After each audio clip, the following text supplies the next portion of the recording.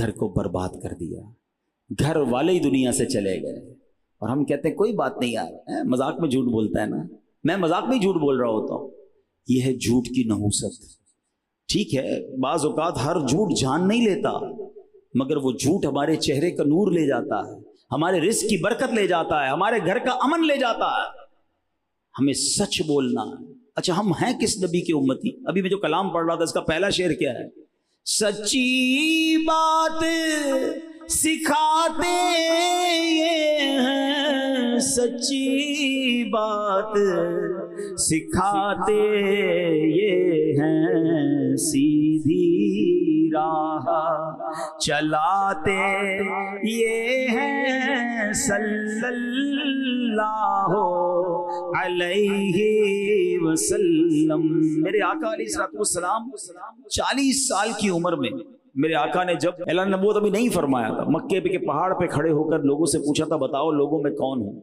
تو لوگوں نے کیا کہا تھا؟ آپ سچے ہیں، آپ صادق ہیں، آپ امین ہیں، میں اور آپ اس نبی کے امتی ہیں کہ جن پر جو لوگ ابھی ایمان نہیں لائے اور بعد میں اعلان نبوت کے بعد جانی دشمن ہو گئے، مگر پھر بھی ان کی زبان سے کیا تھا؟ آپ سچے ہیں۔ دشمن بھی سچا کہتا تھا، ہمیں دوست بھی جھوٹا کہتا ہے۔ فرق دیکھو نا، ہمارے بارے میں کئی لوگوں کے عجیب سے کانسیپٹ ہیں، یار بھائی اس سے کاروبار مت کرنا، یہ جو کہتا ہے غلطی کہتا ہے، اس کی بات پہ یقین مت کرنا، یہ قسم کھائے گا پھر بھی جھوٹا ہے، پیسے دے دو گے واپس نہیں ملیں گے، یہ قسم کھائے گا پھر بھی نہیں دے گا۔ ارے یار حد ہو گئی۔ پہلے ہم سنتے تھے کہ کچھ لوگ کبھی کبھی جھوٹ بولتے تھے، اور اب تو ایسا لگتا ہے بندہ کبھی کبھی سچ بولتا ہے۔ نہ کرو ایسا۔ یہ جو ہمیں لگتا ہے یار میرے جھوٹ بولنے سے ہوتا کیا ہے، بہت کچھ ہو رہا ہے۔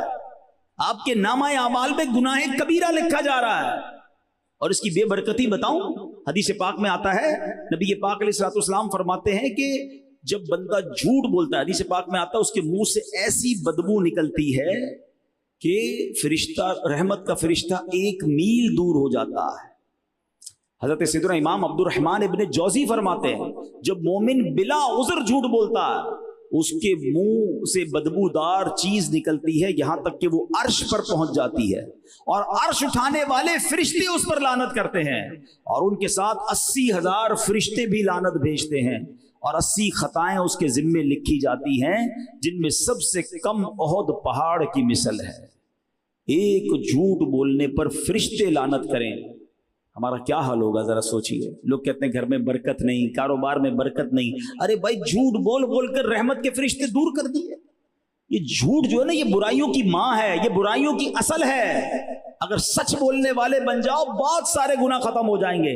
وہ بڑا مشہور واقعہ نا، ایک شخص نبی پاک علیہ الصلوۃ والسلام کی بارگاہ میں آیا تھا، اور آ کر کہتا ہے حضور والا میں اسلام تو قبول کرنا چاہتا ہوں، مگر بہت سارے اعمال پر عمل نہیں کر سکوں گا، شراب بھی پیتا ہوں، تو جوا بھی کھیلتا ہوں، تو فلاں کام بھی، تو غلط کام بھی۔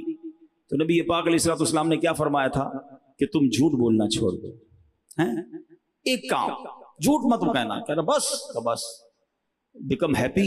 واہ بھائی، میں تو سمجھا بہت لمبی لسٹ ملے گی۔ تو اب نبی پاک نے صرف جھوٹ بولنے کا منع کیا، وہ کلمہ پڑھ کر مسلمان ہو گیا۔ اب جب گھر گیا تو شراب پینے کا خیال آیا، تو شراب کھانے تک پہنچ گیا، پھر خیال آیا شراب پی لوں گا، آقا کی بارگاہ میں جاؤں گا، پوچھیں گے کہاں سے آ رہے ہو، تو کیسے بتاؤں گا شراب پی ہے، تو شراب سے رک گیا۔ اس کے بعد کیا ہوا، آگے گیا تو چوری کا خیال آیا، چوری تو کر لوں گا، مگر نبی پاک نے پوچھا کیا کیا تو کیسے جواب دوں گا، جھوٹ بولنے کا تو منع وعدہ کر کے آیا ہوں۔ بدکاری کا خیال آیا، بدکاری سے بچ گیا۔ اللہ اکبر، دوسرے دن آ کر کہتا ہے حضور میری جان آپ پر فدا ہو، آپ نے مجھے جھوٹ سے روک کر کیسا کمال کا کام کیا ہے، جب میں جھوٹ سے بچا تو مجھ پر تمام گناہوں کے دروازے بند ہو گئے۔ ہاں، یہ جھوٹ بول کر اتنے گناہ ہو رہے ہیں، ماں باپ کو بچہ جھوٹ کہہ رہا ہے میں تو ادھر گیا تھا، میں تو یہ کر رہا تھا، نہیں میں وہ کر رہا تھا، سیٹ کو جھوٹ بول کر بندہ نوکری میں ڈنڈی مار رہا ہے، کاروباری جھوٹ بول کر اپنا سودا غلط بیچ رہا ہے، حرام کما رہے ہیں لوگ، جھوٹی قسمیں، جھوٹے وعدے۔ نہ کرو ایسا، جھوٹ بول کر مال تو بیچ لو گے، برکت چلی جانی ہے۔ ہاں، یہ پیسہ کس کام کا جو جھوٹ بول کر مال بیچ رہے ہو آپ؟ سچ۔ ہاں، آج بھی آپ اپنی مارکیٹ کو دیکھ لیں، جو سچ بولتا ہے پورا سودا دیتا ہے، مال بے شک مہنگا بیچے مگر پھر بھی اس کا مال بکتا ہے۔ ہمیں لگتا ہے 1-2 بار جھوٹ بول کر گاہک لے جائے گا، اگلی بار نہیں آنا اس نے آپ کی دکان پر۔ دیر پا کاروبار چلانا ہے، برکت والا چلانا ہے، تو آج بھی سچے کا سودا بکتا ہے۔ मगर शैतान को भी तो अपना काम करना है ना, वो झूठों में लगा देता है। ऐसी ऐसी हदीसें हैं झूठ बोलने वालों के बारे में कि बंदा सुने तो हैरान हो जाता है कि यार इतना सख्त गुनाह है। नबी पाक अलैहिस्सलाम फरमाते हैं, सुनो जो लोग झूठ बोलते हैं वो जरूर आज तौबा करके जाएं, गौसे पाक का फैजान लेकर जाएं कि प्यारे आका अलैहिस्सलाम ने फरमाया बेशक ताजिर ही फाजिर हैं, ताजिर ही गुनाहगार हैं। तो एक सहाबी ने कहा, हुजूर क्या अल्लाह पाक ने खरीदो फरोख्त हलाल नहीं फरमाई, तिजारत हलाल नहीं है? क्योंकि आपने तो फरमा दिया ताजिर ही फाजिर है। तो आका ने फरमाया क्यों नहीं, लेकिन वो बात करते हैं तो झूठ बोलते हैं, कसमें खाते हैं और गुनाहगार होते हैं।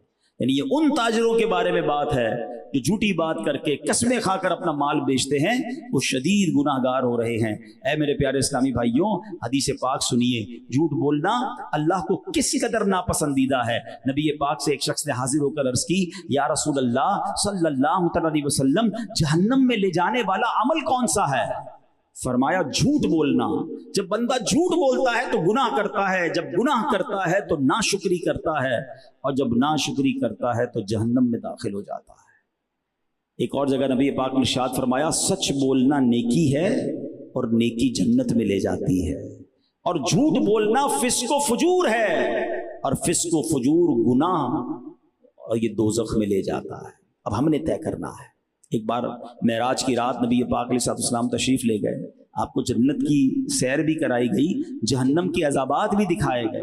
एक शख्स को देखा कि एक हुक के जरिए, जंबूर कहते हैं उसको, एक गाल चीरा जा रहा है और चीरते चीरते गुद्दी तक ले जाया गया, फिर दूसरी तरफ का गाल चीर कर गुद्दी तक ले जाया गया। जब ये गाल यहां तक ले जाएगा, ये फिर ठीक हो गया, फिर उस पर ये पनिशमेंट शुरू हो गई और ये कयामत तक उसे दिया जाता रहेगा।